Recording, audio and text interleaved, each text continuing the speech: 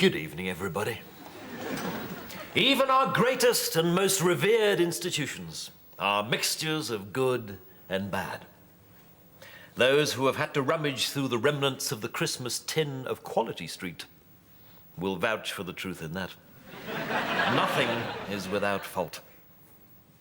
Even police officers are, as we shall see, like the lottery predictions of Mystic Meg, not completely infallible.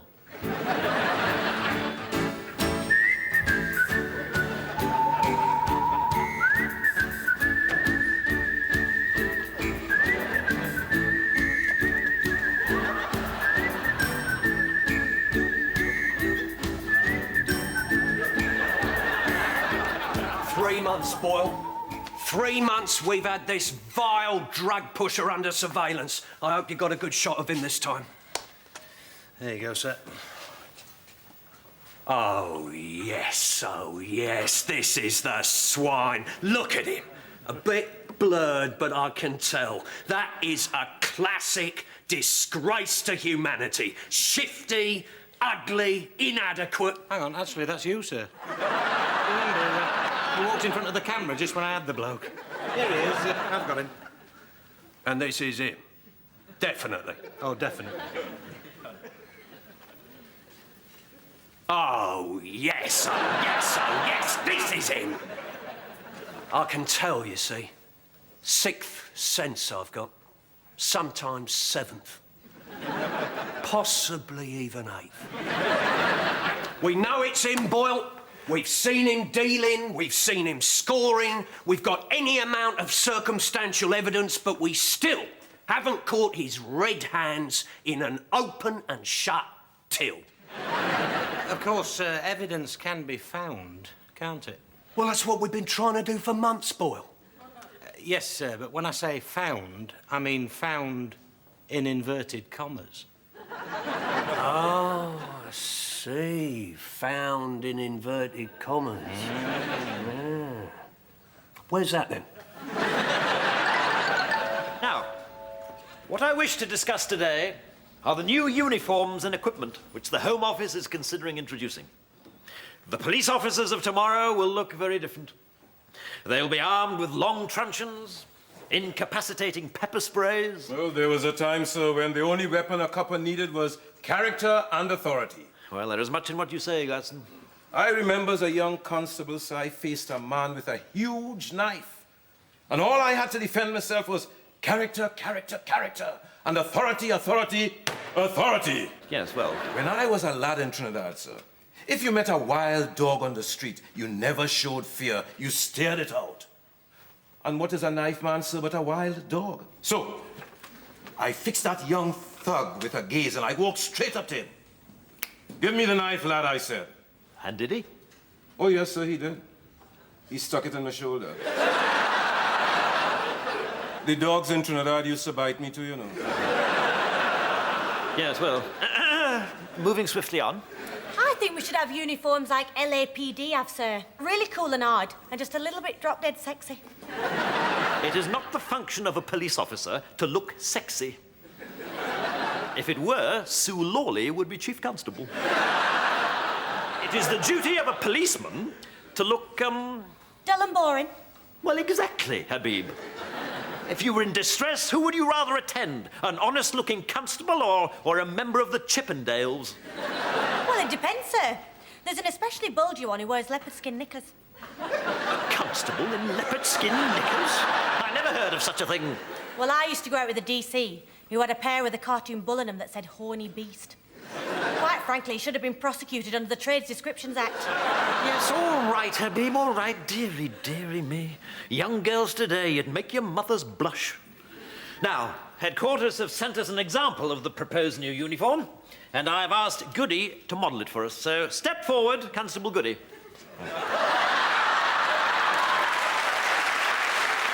Now, Constable Goody is wearing a pilot-style tunic in tough, serviceable fabric gathered at the waist.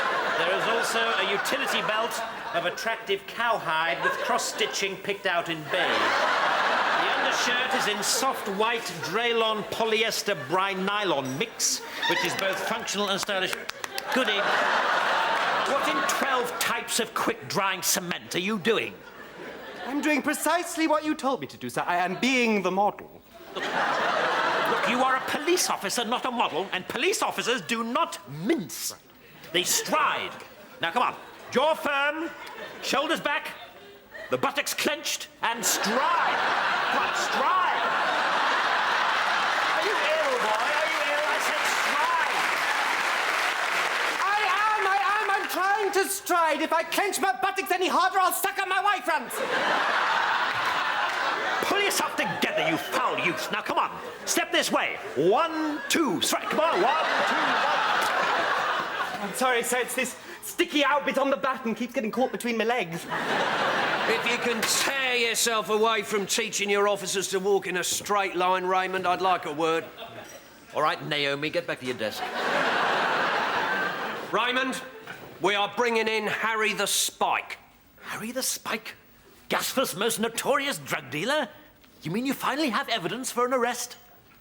Yeah, well, I mean, when I say... Don't you worry about the evidence, sir. CID will handle that. Yeah, that's right.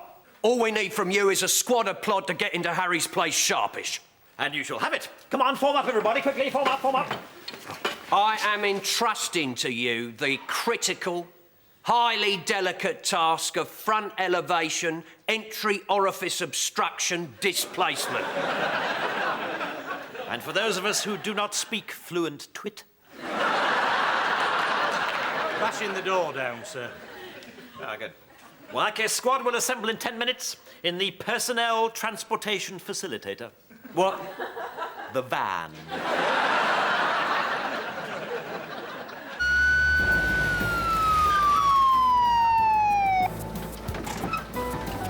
You stop pushing. Let's go, go, go! Goody.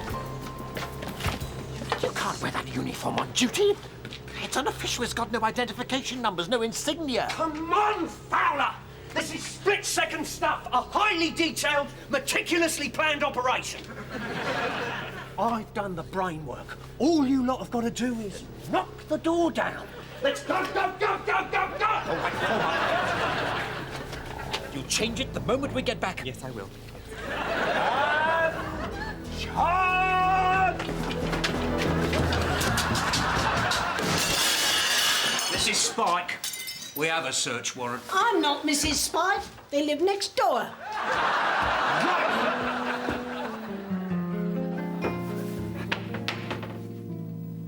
Well, this is just getting boring. I mean, couldn't you give us some sort of a clue? Are we hot or cold? How about behind the cooker, Kevin? I don't think anyone's looked there. No, nothing, I'm afraid. Just a carrier bag full of white powder. The left and 3 and 4 and smile to the right and 3 and 4 and come on, ladies, step and smile. Step and smile. Shut your face, you smug cow. Morning, morning. Ah, there's nothing like a brisk walk up to the newsagents before one's tea and toast. Well, I say newsagents, when of course I mean local pornographer. I'm surprised the man has any room for any newspapers or sweets amongst all the copies of massive mammaries and jumbo jugs which he feels the need to stock. There used to be a decent little corner shop which sold string. Any day now, I expect to find my chocolate frog replaced by caramel private parts. Or a strawberry-flavoured lesbian. You seem rather out of sorts, Cabbage. I'm useless and bloated. Oh, what nonsense. Why, you're in just the right shape. It's kind of you to say so, Raymond. Well, I'm just being practical. The public like to see a bit of fat on a desk sergeant. It reassures them. Ah, notorious drug dealer caught by Gasforth Police. Inspector Grimm, Constable Goody. Ha! Also present was Inspector Fowler. These journalists, they do like to make a meal of things, don't they? I'd far rather my name had been left out of it altogether. One serves for honour, not glory. Well, in that case, the cat's poop tray needs relining. Yes, on second thoughts, perhaps I'd better keep it, you know, just for reference.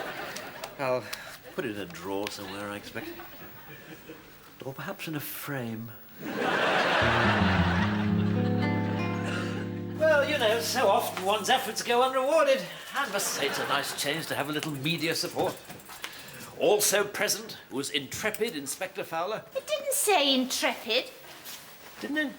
Oh, I rather thought it did. Well, anyway, what a celebration we had afterwards. I know, you told me. I got so merry I could hardly count the dots on my dominoes. Such excitement, and we've still got the court case to come.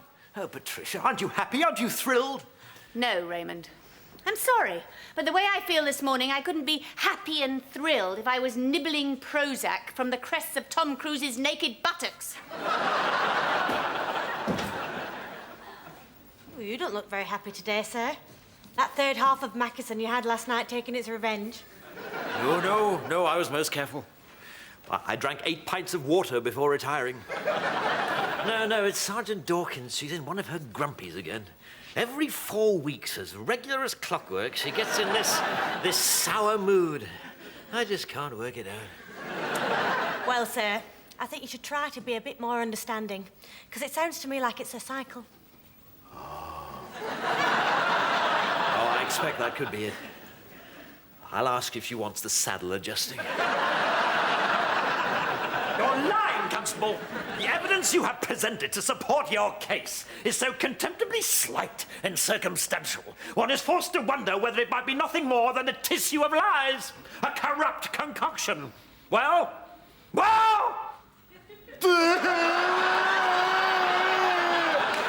Goody. You are supposed to fix me with a steady, manly stare. Not snivel like a Frenchman who's caught his baguette in his bicycle spokes. I can't help it, sir. You're being so mean. Look, this is an exercise. Do you know what an exercise is? It's a sort of runny, jumpy sort of thing. Not in this case. In this case, it is a practice, a rehearsal. We are pretending that this is a courtroom and that I am a defense counsel. Perhaps if you had a wig, sir. Yes, well, I haven't got a wig. I could get the mop from the ladies' loo. We could use the top of that. It's short and grey. Look, I am not going to conduct officer briefings dressed in a household utility. I'm sorry, sir. I just thought it might help Kevin get it. I doubt Constable Goody would get it if it came in a large bag marked it. Oh, well, I suppose we can but try. Thank you, Habib. Now then, Goody, let me explain one more time. Yes, I think you'd better. I'm attempting to prepare you for the extreme and aggressive tactics used by defense counsels. I'm thinking in particular of the man that you will face at the trial of Harry the Spike. Namely, Algernon Sourgravy, QC. The most feared fellow who ever wore a wig to work. Ancient, crusty, and reeking of port-fueled fury. Here you are, sir. I've pulled all the grubby bits out. You look lovely in that. And I thought maybe we could use this plunger as a gavel. Yes, all right, Habib. Nobody likes a clever clogs. We are trying to help Goody secure the most important conviction of his career. Now sit down. So, do you think this helps set the scene? Oh, yes, sir, that's much better. It's just like Kavanagh QC. Oh, I think it's more realistic than that. Be quiet, Habib. Now then, Goody, let us begin. Yes, let us begin. Now, just remind me one more time, what are we doing? We are pretending to be at the trial of Harry the Spike. And who am I pretending to be? Yourself, you idiot. You are pretending to be yourself. How can I pretend to be myself? I am myself. If I pretend to be myself, who am I being whilst I'm pretending? I might disappear altogether and develop severe personality disorders. And then my mother would come down to this station and do her raving nana. Goody. I want you, yourself, to pretend to be yourself, but in a different space and time. Oh, I see. Like the X-Files, then. In the end, do I turn out to be an alien twin who's infested my body for purposes of conquest and colonization? Goody. Because that can happen, you know. I mean, we can't be the only ones, can we? I feel confident, Goody, that you at least are unique. Oh, thank you, sir. I once encountered a UFO, sir. What a frightening experience. I walked into our kitchen, and I can see my wife across the room. and between us was a hovering, hurtling, saucer-shaped object which flew past me and out of the hit out of the window. She get me with the cup, though. Yes, meanwhile, back on Earth, we are in the middle of a briefing. Perhaps it'd be more convincing if we had a judge, sir. Yes, well, we don't have a judge. A glance about the place reveals no slumbering octogenarian who claims never to have heard of the Beatles. Well, I could be the judge, sir. If I use some of this paper from this shred, I could put it over me. And that might make me look like a bigwig. Exactly, that's very good. Well done, Gladstone. You can be the judge. Yes, sir. Who says members of the ethnic minorities aren't finding their place in the upper echelons of the judiciary? Yes, all right. I could put the tea cosy on my head and be the prosecution brief. Yes, that looks good. Well done, everybody. Now the court really is in session. Now then, Goody, you must be prepared for me to accuse you of all sorts of terrible things. The barristers can be absolutely ruthless. Oh, that's very true, sir. I remember one barrister accusing me of terrible things, appalling things. Now, you see, Goody, listen to the voice of experience. Share your story with us, Gladstone. What did this barrister try to accuse you of? Showing my bottom to a coach load of nuns, sir. And throwing an entire chicken curry into an electric fan, sir. Great heavenly hemorrhoids, the depths to which these people will sink. And what did you say? I said guilty. The judge said, fined 50 shillings. I tell you, sir, carnival nights in Trinidad were wild when I was a teenager. Yes, thank you for sharing that with us, Gladstone. However, for the purposes of this exercise, can we please concentrate on our role in court as arresting constables rather than delinquent defendants? Now then, Goody, are you ready? I put it to you that you are a liar. I put it to you that you and your fellow officers have conspired to ruin an innocent man. Objection, Your Honour. What? This is nothing more than personal abuse. On what possible evidence does my learned friend base it? Well, young man. What? Look, I haven't got any evidence. Objection sustained.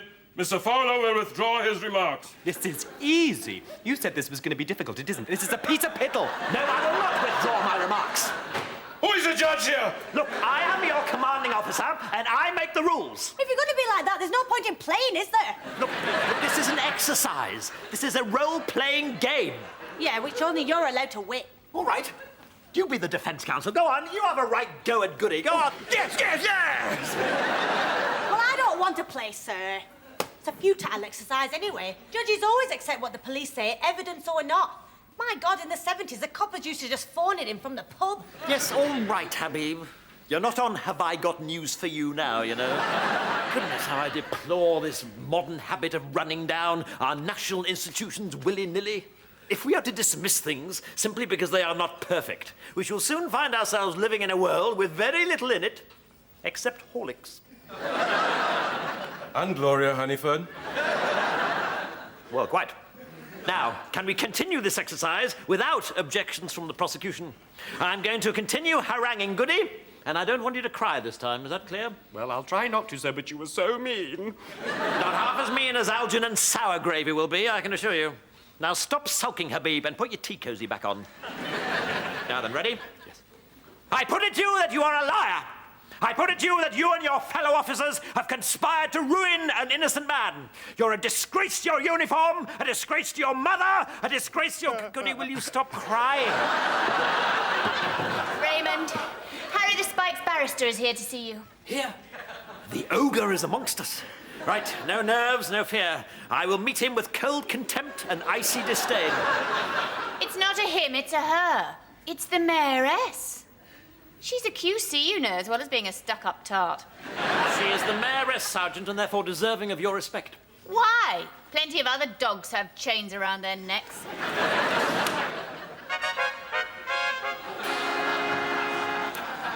Your worship, this is indeed an unhoped of and unlooked for honour.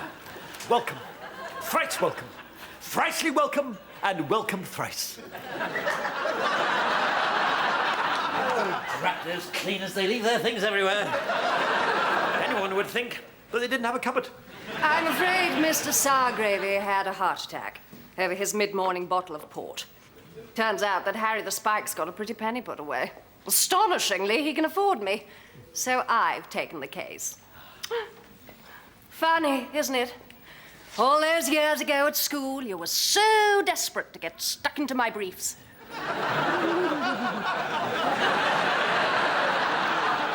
And now I'm the brief who's gonna get stuck into you.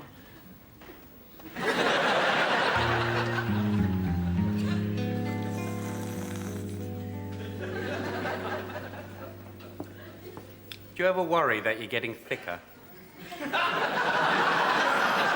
What? Well, you know, when you suddenly think, oh my God, I can't remember the name of Superman's girlfriend. I'm going to develop a terrible brain disease and have to wear an adult nappy. I think everyone worries about that sometimes. Yes, you're right. It's just that I could have sworn I'd already looked behind that cooker before I found those drugs.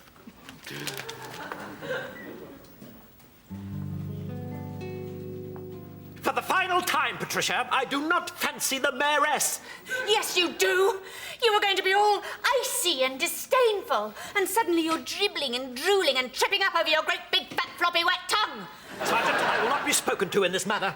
We are both at work, and I am your superior officer. Besides which, I do not fancy her. I admire her, certainly. She has a fine mind and superb calf muscles. Does that inevitably mean that I fancy her? Yes. No, it doesn't. But were I to do so, which I don't... So you admit it. I have just said which I don't. But if I did, which I don't, then we are at work, and it is no business of yours. Do you love me when you're at work? Well, of course I do, Sergeant. Well, if you love me, then you can fancy a barrister. Well, I can fancy her. So you do admit it. No, I do not admit it. But if I did, which I don't, then you would not be allowed to object to it until we got home. Right. I'll wait. But I'll advise you not to take off your bicycle helmet tonight. Constable Abbey, you know a bit about all that Muslim stuff, don't you? I suppose so, sir. What did you have in mind? Well, I was just wondering if it would do for me. I mean, I like spicy food. I'm not a big drinker. It's a faith, sir. Not an evening out. Exactly. Faith. Religion, I'm looking for one. Not for life, you understand, just for an hour or two. You want to become a Muslim for an hour or two? Well, I don't really mind what I become as long as they provide a sympathetic vicar and you don't have to pay. I've got something on my conscience, you see. I want to confess. My lot are no good. Blimey, the C of E will let you get away with anything. Adultery, coveting an ox. As long as you give them a can of sweet corn for Harvest Festival, they're happy. But then the Catholics are too strict. Once you're in the box with a priest, they want the lot. You've got to go right back to the state of your sheets in 1965. You told me what was on your mind, sir. Sometimes it helps to talk. Well, that drugs bust we carried out, you see... Never mind all that, sir. Let's go and have a little drink, shall we? Hey, keep your courage up for tomorrow's case. Don't want to blow it, do we? Here's the commanding officer's itinerary and the log on those minor arson recurrences, Sarge. I'm off to the pub. Junt, Gladstone, junt. Sergeant Dawkins is a sergeant. I will not have sloppy language in this station. Just trying to speed things up, sir. A syllable here, a syllable there. By last orders, I'll have enough time saved up to get in an extra pint of Guinness. English, Gladstone, is the language of Shakespeare. You wouldn't find him going around chopping bits off words, would you? Aye, faith, my lord, 'twas ere so, and 'tis e'en so this morn. Yes, well, Shakespeare was a poet. You're allowed to chop up words in poetry, but not in police work. It could lead to no end of confusion. Look, your commanding officer's itinerary, chop off the second halves of the words and you get come off it. Minor arson recurrences becomes my arse reeks. Good night, Gladstone. Sir, I'm sorry to disturb you, but may I speak with you? It's very, very important. The thing is, I think CID may have done something awful. Oh, one scarcely needs to be Sherlock Holmes to draw that conclusion, Habib. Have they been dropping cigarette ends in the toilets again? Worse, sir. Is there anything worse? Well, sir, Inspector Grimm's having a crisis of conscience, and Goody said something really strange to me about yesterday's raid. Now then, Goody. Constable Habib informs me that you may have had a strange loss of memory. Well, yes, I did, sir. But it's all right, I remember it now. Do you, Goody? Yes, I do, sir. It was Lois Lane. Talking about Superman's girlfriend, Kevin. Oh. We're talking about how you said there were no drugs behind the cooker the first time you looked. Oh, yes. But it's all right now. I'm very, very clear on that. Are you, Goody? Yes, I am, sir. Because Gary Boyle from CID told me that the drugs definitely were there, and that no matter what the defense barrister says, I'm to say that they were there. Yes, Goody. But supposing I put it to you that they weren't there. Oh, I see. Oh, yes, now I understand. Good. You're being the barrister again, aren't you? Sorry, sir, I didn't recognize you without your mop. Well, you can stuff this up your wig, mate. The drugs were definitely there, and I'm not gonna cry either! Do you think there really is a hell, Boyle? Sir, the bloke is an evil swine. We had to get him one way or another. You're right, Boyle, I know that. So, Derek, I think that despite the best efforts of the mayoress, we'll get a conviction tomorrow. Thanks to your brilliant work. Well, thank you, Raymond. Although your man found the drugs. No. Praise where praise is due. It was very much your operation. Harry the Spike was a violent and brutal drug dealer. The public had to be protected. You were quite right to plant those drugs. So you know, do you? Yeah, well, you're right. We had to get it. I didn't like doing it, but it was the only way to see justice done. In that case, Inspector Grimm, you are under arrest. I'll deny everything. You got no evidence. Did you hear anything, Boyle? Pardon?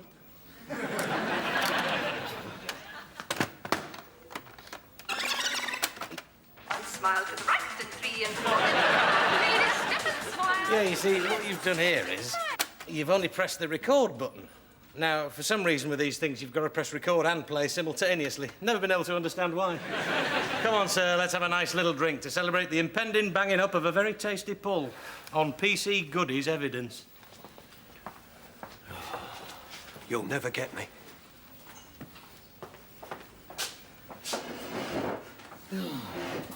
Sir, the mayoress wants to see you. I don't like to lose, Raymond. But your evidence has got me beaten. He claims you planted it, of course. But the courts will believe the police. I want a plea bargain. I can't give you that, Mayoress. Give it to me, Raymond. I want it. I'm desperate for it. You must give it to me now. Mayoress, I'm going to do something deeply immoral. But when I'm finished, I think you'll be more than satisfied. You're being so mean! That's justice, Constable. What were you wearing when you arrested Mr. Spike, Goody? The new uniform. A pilot-style tunic made from tough, serviceable fabric, gathered at the waist. There is also a utility belt, fashioned from the rarest cowhide. An unofficial uniform. A uniform without insignia or identification numbers. In short, Constable Goody, you made an arrest wearing an entirely illegal uniform. This case is null and void. You're so mean! You tipped her off about Goody's uniform, didn't you? Yes, I did, Grimm, because I could think of no other way of losing the case. And I will retire to my allotment before I knowingly become a party to police corruption. You and your flipping principles. The bloke's an animal. He should be put away for the safety of the public. The public can be in no greater danger than when the police consider themselves above the law. Better a criminal goes free than the police become criminals themselves. A violent, disgusting drug pusher walked free because of your goody, lardy, dardy, namby, hoity, wishy, pamby, toity, washy, dardy, lardy, know-it-all, public school, stiff upper lip, stiff upper housemaster, prim and proper, rule Britannia!